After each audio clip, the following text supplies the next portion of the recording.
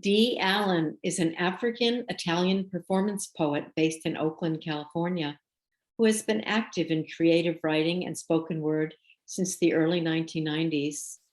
He's the author of 7 books: Boneyard, Unwritten Law, Stormwater, Skeletal Black, all from Poor Press, and Elohi Unitsi, Conviction to Change Publishing.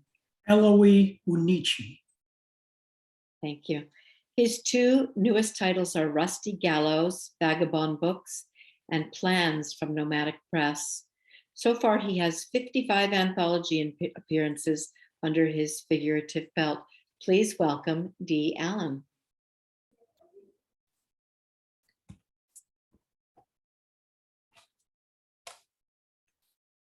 Cursive Riders Credo.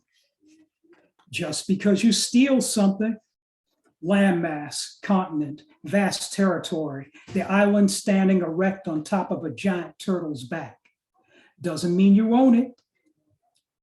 Settlement, free country, colonial territory, white man's land, start of empire, gains ill-gotten with the instruments, muskets, smallpox blankets, army swords. This is still Indian country. First ones in the bay, first villages in the bay, Yalamu, Wichin, San Francisco, Oakland. First languages used, Ramaytush, Chochenyo, first walkers on this land of oaks, haven't vanished into the past, and you live on a lonely land.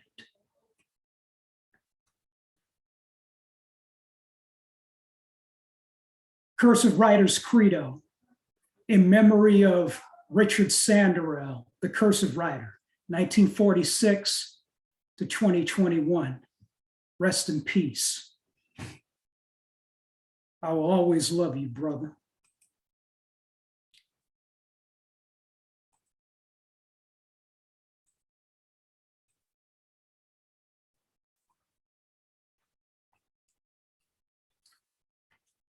Being Black shouldn't be a death sentence. Rusty Gallows. Reddish brown corrosion covers the whole goddamn structure like a filthy blanket. With so much widespread decay, this old tarnished bridge should have collapsed from crashing waters many floods ago. By some fluke of nature, unscathed by time, it still stands above the muddy Chickasaw River in Shabuda, Mississippi. Once a passageway to a long forgotten Clark County destination, twice an implement of execution, like an iron crucifix. This is you, skull and crossbones etched on the bridge's base, cryptic warning meant for anyone unlucky enough to cross it, and the invisible line away from their place. Between both world wars, unspecified parties, let's rephrase that. Haters strung up faux boys, 2 girls, both pregnant, young, Negro, and guilty of nothing, hung from knotted ropes, tied to rusty girders over the coursing river like 6 black flags sailing in the gentle southern wind. Rusty Gallows, inspired by the nonfiction book Hanging Bridge by Jason Morgan Ward.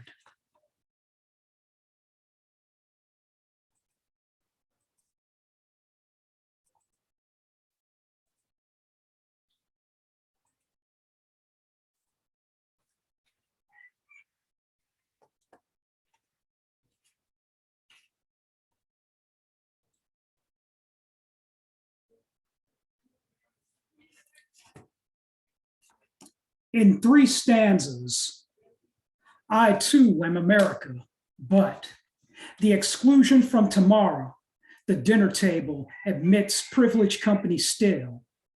My color continues to be a strike against me despite the claims of equality.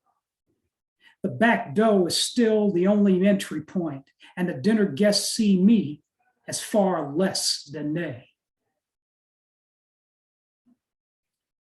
Today, justice is holding an intense conversation with me at home about the crimes this country had committed in her midst. She ain't blind. This Native American sister with braids is going deep into the well of her people's history, how they were suddenly made prisoners and underdogs on their own land, a large mass of dispossessed. Let me tell you, justice wasn't all about sorrow. She laid some hope on me. For justice is proposing on how the iniquities of the past can be reversed. The best, smartest ally this darker brother can have. I will write the power by becoming the hero I need to be for myself and for my long-suffering race. Speak out when the blustery voice of hate tries to assert itself over mine. To silence this verbal drama that divides us, creates the wrong social distancing. That's what the powers that be count on. They shall have no excuse from my end.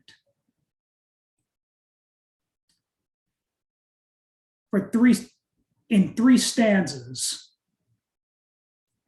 for Andrea Blackman and Rashad Rayford. How y'all doing tonight?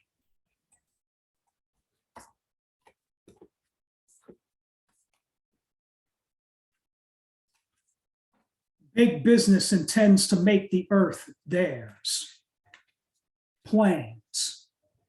Everybody's got plans to be prosperous and stay prosperous. Everybody's got plans to take more than they'd rather give. Everybody's got plans to own more than anybody should. Everybody's got plans, especially if everybody wears a suit daily, makes 7 figures yearly, and already occupies the 1%. Everybody's got plans to get richer no matter who or what they hurt. And local laws and tariffs in certain counties hurts they plans. Everybody's got plans to force pry a loophole open. Everybody's got plans to meet somewhere distant and secret. Public access and comment are denied from passing through the shut boardroom door. Arguments between companies, trade ministers over tentative plans to take privacy, neutrality, and freedom away from the electronic frontier. Drive the cost of our medicines higher, drive our wages lower, outsource work to union-crushing, child-enslaving, sea-polluting nations, send contaminated, unlabeled fish to our shores and other shores, sue governments and foreign courts over estimated money they might have made, give strong copyright protections to corporate creations like Mickey Mouse, for example. Self-produced labors of love and culture be damned. Everybody's got definite plans to widen the class divide. No more middle ground. Workers' pay cut. Everybody's got surefire plans similar to plans they've tried before. WTO, NAFTA, FTAA, CAFTA, G7, G8, G20. Sound familiar? Everybody's got serious plans to remake Earth, enhance their stock portfolios. It's a sad day in California when the suits over here sign on the fast track to rewriting life, a move most expected from Georgia and Texas. Everybody's got ironclad plans they can benefit from. What plans? They concern 12 industrial nations in the Pacific Rim. America takes the lead, 6 more on in. America's aggressive will prods the rest. 21st century diplomatic piracy by corporate execs. May foe us since they ignore us, rearranging the rules of life. Their international partnership spells out our future strife. Hundreds paid, billions broke. Yeah, those plans.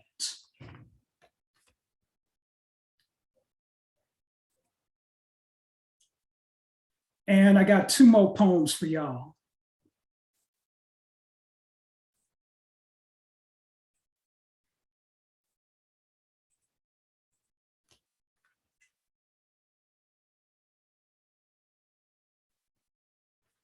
Plastic Isle. Pachamama, Mother Earth. unleashes her scream for help straight from the Pacific Ocean, where warmer Pacific water meets cooler Arctic water, slowly churning around and around and around and around, pulling into the strong current. Sailing debris, disposed items, mostly polymers, mostly trapped plastic, into the vortex. The artificial center surprisingly will hold and stay afloat for time indefinite, growing to a larger size infinite. The most cities' refuse floats from 3 separate coasts. Taught to swim down fetid sewers, eventually reaching the greater ocean. Seagulls get peckish feeling in flight. Spot-colored wire, torn trash bags, mistaken for squirming food. Plastic isle that should not be, testament to wastefulness, adrift at sea.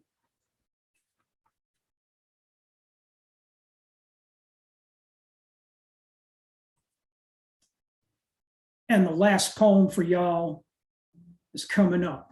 And I'm going to use the share screen feature one more time.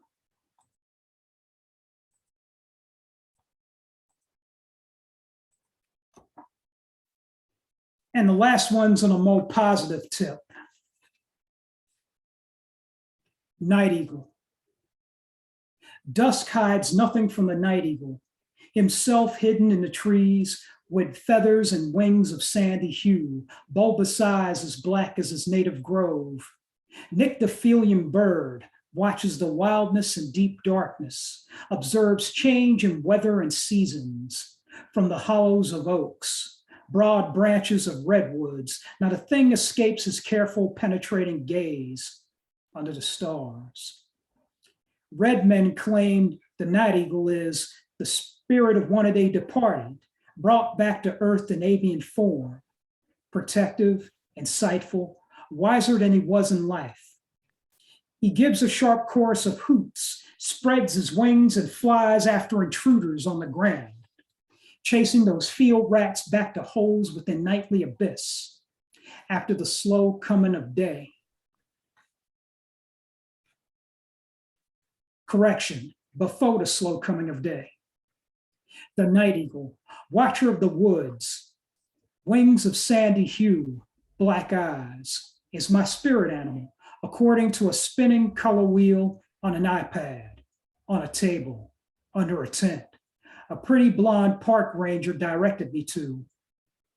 During the stand for the Redwoods Festival, Yerba Buena Gardens, SF. Color wheel rotated clockwise. By the touch of my index finger on screen, then slowed in pace. Right side arrow landed on yellow. Northern spotted owl. I don't believe in this spirit animal nonsense at all. But the traits the fabled night eagle has, vigilance, wisdom, insight, lie in me nonetheless.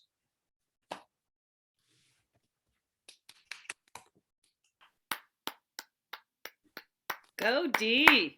Yay. Right. Thank you.